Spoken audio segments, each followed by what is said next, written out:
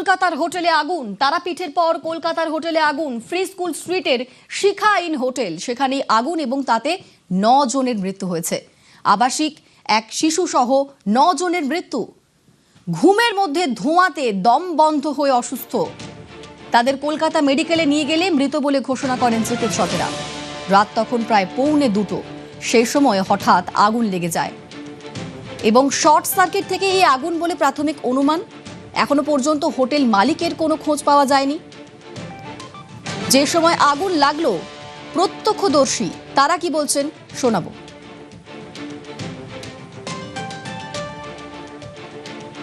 আমরা রুমে শুয়ে রয়েছি, দেখলাম যে হাউকাউ বেরিয়ে আসলে দেখলাম যে উপরে আগুন লেগেছে। নিচের হোটেলে ছিলাম, সেকেন্ড ফ্লোরে লেগেছে। বেরিয়ে এসছি আমরা, ভালোই দেওয়া হয়েছিল। আনুমানিক 2টা দমকল এসে কাজ করেছে। হ্যাঁ, সাথে সাথে।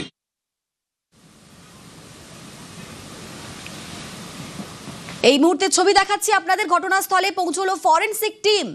ফ্রি স্কুল স্ট্রিটের শিখা ইন হোটেল, যেখানে অগ্নিকাণ্ডে 9 জনের মৃত্যু হয়েছে, সেখানে এসে পৌঁছলো ফরেনসিক টিম। আমার সঙ্গে সেখান থেকে সান্নিক রয়েছেন। সান্নিক, দেখো, এই মুহূর্তে আমরা যে ছবি দেখতে পাচ্ছি, ফরেনসিকের আধিকারিকরা এই মুহূর্তে এসে পৌঁছেছেন মির্জা গালিব স্ট্রিট বা ফ্রি স্কুল স্ট্রিটের যে বিল্ডিং এ অগ্নিকাণ্ডের ঘটনা ঘটেছে তার ঠিক বাইরে। একাধিক প্রশ্ন, এতক্ষণ তোমার সঙ্গে যখন কথা হচ্ছিল একাধিক প্রশ্নের কথা সামনে আসছিল।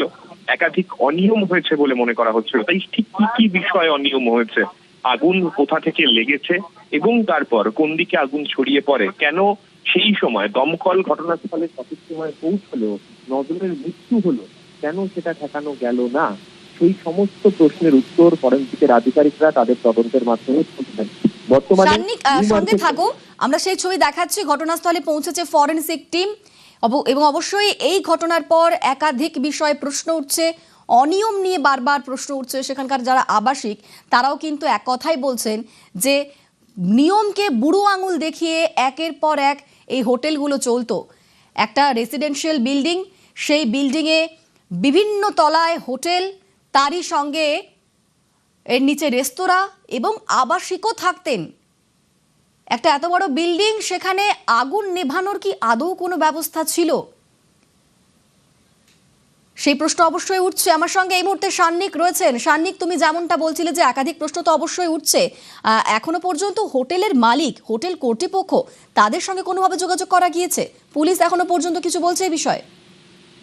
দেখো, শুধু যোগাযোগ না, যে গাফিলতির অভিযোগ সামনে আসছে, যেখানে 9 জনের মৃত্যু হয়েছে, সেক্ষেত্রে হোটেল মালিকের সঙ্গে শুধু যোগাযোগ হয়তো না, পুলিশ তাকে পেলে তাকে গ্রেফতারি করবে। কিন্তু এখন যেটা প্রাথমিকভাবে তদন্তের ক্ষেত্রে অত্যন্ত গুরুত্বপূর্ণ, তা হলো কি ঘটনা ঘটেছিল, কেন এই ঘটনাতে 9 জনের মৃত্যু ঠেকানো গেল না, সেই সমস্ত কিছুর উত্তর খুঁজে বের করা। এবং সেই এই মুহূর্তে যে ছবি তুমি দেখতে পাচ্ছ, ফরেনসিকের আধিকারিকরা এসছেন, তারা এসে এই উত্তরই খোঁজার চেষ্টা করছেন। মূলত ইমার্জেন্সি এক্সিটের সমস্যা যেটার কথা হচ্ছিল, কিন্তু কোথায় আগুন লাগে, কেন সেখান থেকে বেরোনো গেল না, কোন জায়গা থেকে আগুন ছড়িয়ে পড়েছে, সেই সমস্ত প্রশ্নের উত্তর মূলত ফরেনসিকের আধিকারিকরা তারা খোঁজার চেষ্টা করবেন। এবং এই মুহূর্তে যে ছবি তুমি দেখতে পাচ্ছ, যে তদন্তকারী যে অফিসাররা বা বলা ভালো যে স্থানীয় থানা, যারা ঘটনার পরে যারা রেসপন্ড করেছিলেন, যারা এখানে এসেছিলেন, তাদের সঙ্গে বর্তমানে ফরেনসিকের আধিকারিকরা কথা বলছেন। কি ঘটনা ঘটেছিল, তারা কখন খবর পান, কি কি পরিস্থিতি হয়েছিল, সেই সমস্ত কিছু নিয়ে তারা জিজ্ঞাসা করছেন এবং তাদের সঙ্গে কথা বলে সেই বিষয়গুলোই তারা জানার চেষ্টা করছেন।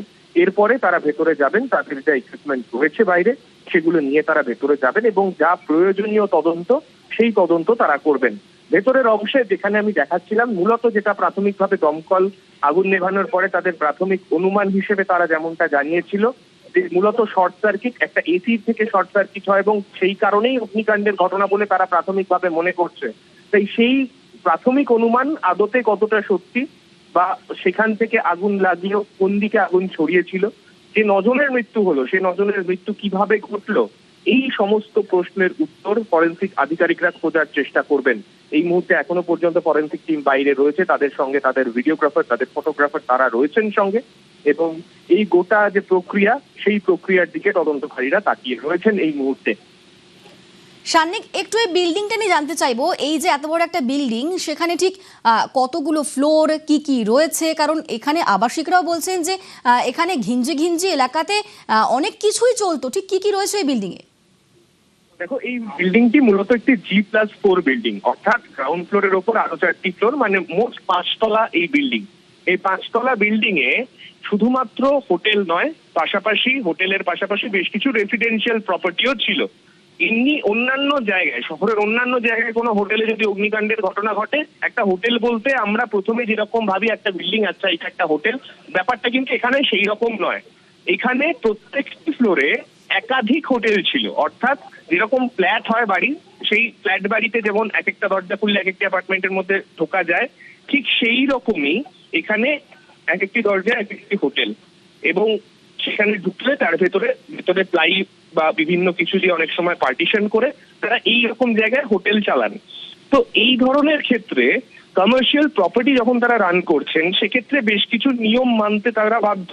সেক্ষেত্রে কমার্শিয়াল প্রপার্টির জন্য যে নির্দিষ্ট যে ফায়ার এক্সটিংগুইশার রাখা বা ফায়ার সেফটির যা নির্দিষ্ট যন্ত্রপাতি রাখার নিয়ম রয়েছে, সেইগুলো রাখা, কিংবা বিল্ডিং এর যে সিঁড়ি রয়েছে, সেই সিঁড়ির ক্ষেত্রে অনেক ক্ষেত্রে এই এক্সটেনশনের ক্ষেত্রে দেখা যায় যে লোহার সিঁড়ি ব্যবহার করা হয়। তো সেক্ষেত্রে এই সমস্ত জায়গাতে লোহার সিঁড়ি ব্যবহার করলে অগ্নিকাণ্ডের ক্ষেত্রে বড়সড় সমস্যা হয়। তাই এক্ষেত্রে সেই রকম কোনো সিচুয়েশন ছিল কিনা, সেই সমস্ত কিছুই কিন্তু বর্তমানে তদন্ত করে দেখা হচ্ছে। প্রত্যেকটি ফ্লোরে একাধিক হোটেল ছিল। যে ফ্লোরে আগুন লেগেছিল, সেকেন্ড ফ্লোরে, যেখানে অগ্নিকাণ্ডের সূত্রপাত বলে প্রাথমিকভাবে মনে করা হচ্ছে, সেই ফ্লোরে একই ফ্লোরে 3 থেকে 4টি হোটেলের ব্যানার আমরা বাইরের অংশেই দেখতে পাচ্ছি। যেখানে আমরা দাঁড়িয়ে রয়েছি বাইরে থেকে, সেখানেই বেশ কয়েকটি হোটেলের ব্যানার আমরা দেখতে পাচ্ছি। এবং এই বিল্ডিংটি সামনে যেমন তুমি দেখতে পাচ্ছ G+4 একটি বিল্ডিং, ঠিক তার পেছনের অংশেও কিন্তু অনেকটা চওড়া, মানে অনেক বড় একটা বিল্ডিং। প্রচুর মানুষ এই বিল্ডিং এ থাকতেন। গতকাল রাত্রিবেলা যখন এই ঘটনা ঘটে, দমকল আধিকারিকরা প্রাথমিকভাবে যারা ভেতরে আটকে পড়েছিলেন তাদেরকে বের করে আনাতে যেমন প্রাধান্য দেন, আগুন নেভানোর ক্ষেত্রে খুব বেশি সময় না লাগলেও 2 থেকে 2.5 ঘন্টার মধ্যে আগুন পুরোপুরি নিয়ন্ত্রণে চলে আসে।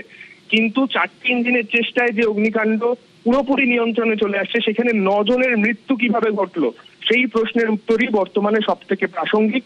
এবং যারা দমকল আধিকারিকরা রয়েছেন, যারা সেই সময় আগুন নিভিয়েছিলেন, তাদের পাশাপাশি যারা সেই সময় পুলিশ আধিকারিকরা যারা সেই সময় তাদের সহায়তা করেছিলেন, তারাই এই তদন্তের ক্ষেত্রে সব থেকে গুরুত্বপূর্ণ। তারা এই বিষয়ের ক্ষেত্রে তারা কিন্তু বলতে পারবেন যে ঠিক কি কারণে, মূলত কি কারণে এই ঘটনা ঘটলো, এতগুলো মানুষের প্রাণ গেল, তা নিয়ে প্রশ্ন উঠছে।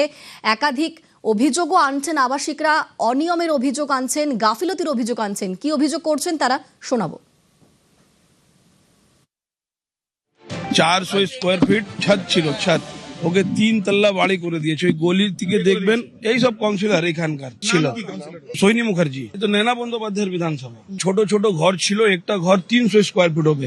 মানে আপনি যদি উপরে চড়বেন না, মানুষ থাকতে পারবে না। একটা ছোট ছোট রুম, গেস্ট হাউস বানিয়ে, মানে কোনো ইকুইপমেন্ট নেই। আপনি ভাবুন না, পাশে ফায়ার ব্রিগেড, একটা বাড়ি ছেড়ে তো হেভি আগুন লাগলো কিভাবে। যে সব গেস্ট হাউস বানাচ্ছে করছে, কোনো কর্পোরেশনের নিয়ম নেই, কোনো ফায়ারের লাইসেন্স নেই। এদের ট্রেড লাইসেন্সও যদি খুঁজবেন গেস্ট হাউসের নেই। Total illegal, everything illegal. আমরা প্রচুর বার বলেছি। এসি আপনি দেখুন না, এসি আপনি দেখুন, কটা এসি একটা বিল্ডিং এ, কটা এসি, ওইদিকে এসি এইদিকে এসি। মানে এই বাড়িটাও পড়ে যাবে যেভাবে এরা পিলার কেটে বানিয়েছে। দেখবেন কোনোদিন বাড়ি কলেপস হয়ে যাবে। कुछ नहीं है, फायर ब्रिगेड कुछ नहीं है, कुछ है ही नहीं तो कहाँ से बचेगा। We don't have anything in the building. Hotel वाले कुछ करना नहीं मांगते हैं। मेरा रेसिडेंस है इधर दीदी, मैं रहती ही यहाँ पे हूँ। यहाँ पे तो बहुत सारा होटल भी है, सबका परिस्थिति एक ही है। ऑब्वियसली सब एक ही हालत में रह रहे हैं, कोई कुछ करना नहीं मांगता है। कम्युनिटी के मेंबर्स जो हैं बिल्डिंग के, वो लोग को सोचना चाहिए। সব ইলিগাল করেছে। আগে কমপ্লেনও করা হয়েছিল, প্রচুর ইলিগাল করেছে। ছোট ছোট ঘর, তার মধ্যে গেস্ট হাউস করে এরা তৃণমূল জামানায় সব এরা করেছে। কাউন্সিলর প্রচুর টাকা নিয়েছে এখান থেকে এরা। আর যেসব হোটেল রয়েছে সেগুলো ইলিগাল, তাদের বিরুদ্ধে কি ব্যবস্থা নেওয়া হবে? হ্যাঁ, ব্যবস্থা নেওয়া উচিত, তো খুব দরকার এটা। আমার সঙ্গে সান্নিক রয়েছেন। সান্নিক, আমরা আবাসিকদের বক্তব্যই শুনছিলাম, তারা তো একাধিক অভিযোগের পাহাড় বলা যায়, সেই অভিযোগের পাহাড় তারা সামনে নিয়ে আসছেন। তারা বলছেন যে এর আগে বারবার তারা সরব হয়েছেন, বলেছেন, মিটিংয়েও বলেছেন, কিন্তু কাজের কাজ কিছুই হয়নি। দমকল অফিসের একদম সামনে যে একটা এত বড় একটা বিল্ডিং, যেখানে এত হোটেল চলছিল, সেখানে এরকম ঘটনা ঘটলো কিভাবে? তার কোনো নিয়মই কি মানা হয়নি? এই প্রশ্নগুলো তো উঠছে সান্নিক। সান্নিকের সঙ্গে কথা বলবো, তবে তার আগে দেখুন, আপনাদের দেখাচ্ছি ছোট্ট সিঁড়ি, সরু রাস্তা, আগুন নেভানোর ব্যবস্থা কোথায়? একটা বিল্ডিংয়ে একাধিক হোটেল, সেই হোটেল চালাতে যা যা নিয়ম মানতে হয় আদৌ কি সেগুলো মানা হয়েছিল? ইমার্জেন্সি গেটের তো খোঁজ নেই। একটা বিল্ডিং, সেখানে একাধিক হোটেল, রমরমিয়ে চলছে একাধিক হোটেল। ইমার্জেন্সি গেটের কোনো খোঁজ নেই।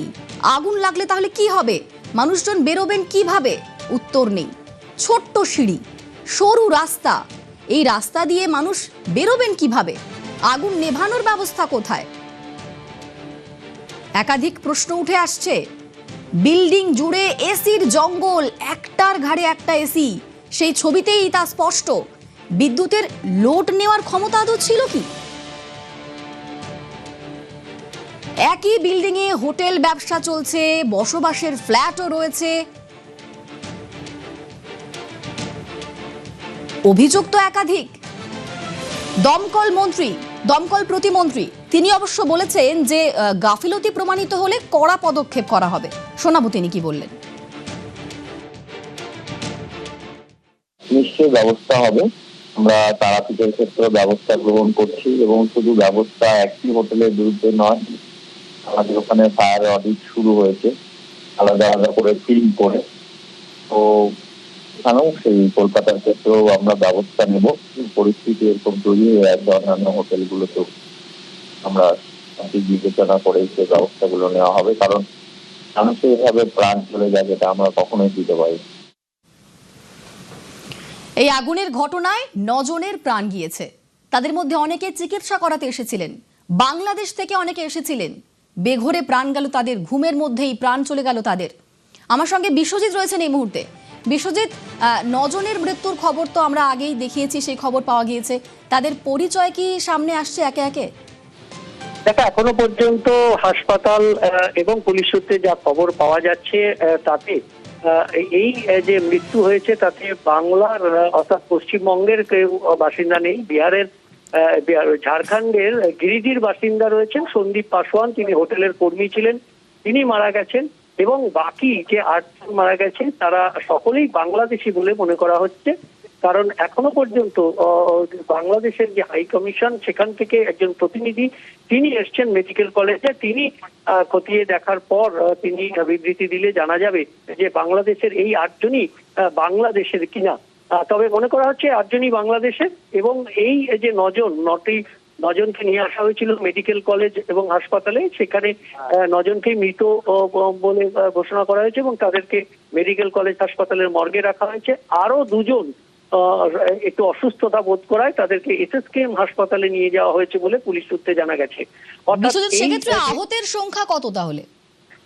দেখো, সকলেই কম বেশি সাধারণত অক্সিজেনের অভাবে অসুস্থ হয়ে পড়েছিলেন। জল দিয়ে বা প্রাথমিকভাবে একটু স্থিরতার পর তারা সুস্থ হয়েছেন। তাদের মধ্যে 2 জন তাদেরকে এসএসকেএম হাসপাতালে নিয়ে যাওয়া হয়েছে বলে পুলিশ সূত্রে জানা গেছে। এবং 9 জনকে এখানে নিয়ে আসা হয়েছিল মেডিকেল কলেজ হাসপাতালে, সেখানে 9 জনকে মৃত বলে জানানো হয়েছে।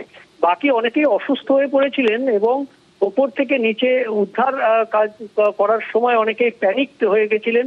তাদেরকে প্রাথমিক চিকিৎসা, তাকে প্রাথমিকভাবে কিছুক্ষণ বসিয়ে রাখার পর অনেকেই সুস্থ হয়েছেন।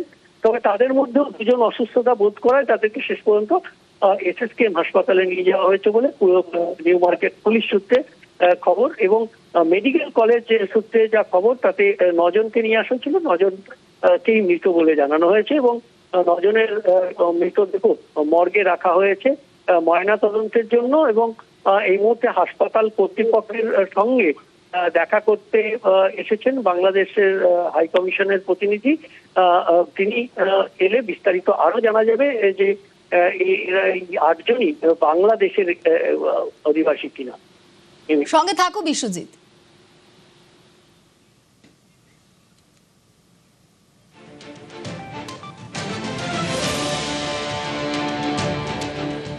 কলকাতার হোটেলে আগুন, যেখানে 9 জনের মৃত্যুর ঘটনা এবং দম বন্ধ হয়ে মৃত্যু হয়েছে হোটেল কর্মী সন্দীপ পাসওয়ানের মৃত্যু হয়েছে।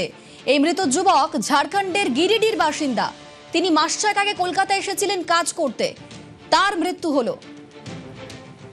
আর এই মুহূর্তে আপনাদের সরাসরি দেখাচ্ছি ফরেনসিক টিম তারা হোটেলের ভেতরে ঢুকছেন, সেই ছবি এই মুহূর্তে আপনাদের জন্য সরাসরি।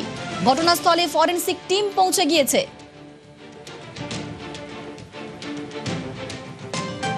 আপনাদের বলছিলাম যে হোটেলে আগুনে মৃত্যু হয়েছে, দম বন্ধ হয়ে মৃত্যু হয়েছে হোটেল কর্মী সন্দীপ পাসওয়ানের। তিনি ঝাড়খণ্ডের গিরিডির বাসিন্দা। আমার সঙ্গে বিশ্বজিৎ রয়েছেন এই মুহূর্তে। বিশ্বজিৎ, এই গিরিডির বাসিন্দা, তিনি মাত্র 6 মাস আগে কাজ করতে এসেছিলেন, তার পরিবারের লোকজন কি বলছেন? একদমই এই যে সন্দীপ পাসওয়ান মাত্র 19 বছর বয়স, মাস 6 আগে গিরিডি থেকে এসেছেন, ঝাড়খণ্ডের গিরিডি থেকে কাজের সন্ধানে বাংলায় এসেছেন এবং এই যে হোটেল, সেই হোটেলের তিনি বয় হিসেবে কাজে যোগ দেন, কর্মী হিসেবে। এবং তার কাকা, 2 কাকা, মন্টু পাসওয়ান, তিনিও এক হোটেলের কর্মী এবং আরেকজন রয়েছেন এই সীতারাম পাসওয়ান। তারা দুজনেই যেরকমটা জানালেন যে দীর্ঘ এই 5-6 মাস ধরে তিনি ওখানেই কাজ করছেন, হোটেলেই কাজ করছিলেন এবং হোটেলের রিসেপশনের পাশেই তিনি অর্থাৎ সন্দীপ সেখানেই ঘুমিয়ে থাকতেন রাতে, অর্থাৎ 24 ঘন্টাই ওই হোটেলেই থাকতেন, সেখানেই খাওয়া দাওয়া, থাকা এবং যারা আবাসিক থাকতেন তাদের পরিষেবা দেওয়া, এটাই ছিল তার কাজ। রাতের বেলা তিনি ফ্রিজের পাশে, যে রিসেপশনের কাছে তিনি শুয়েছিলেন, সেখানে এই কাছেই ফ্রিজ রাখা থাকে, সেই ফ্রিজটি ব্লাস্ট করে গেছে।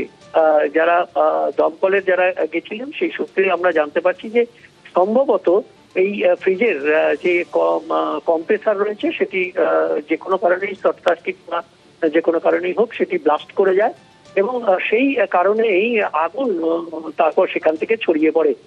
এবং এই সন্দীপ, যিনি এই হাসপাতাল, এই হোটেলের কর্মী, তিনি এই ফ্রিজের কাছে শুয়েছিলেন এবং ব্লাস্টের শব্দে তিনি আতঙ্কে ঘরের ভেতরে ঢুকে যান এবং বেশ, সঙ্গে থাকো বিশ্বজিৎ। এই যিনি মারা গিয়েছেন সন্দীপ পাসওয়ান, তার পরিবারের লোক কি বলছেন শোনাবো।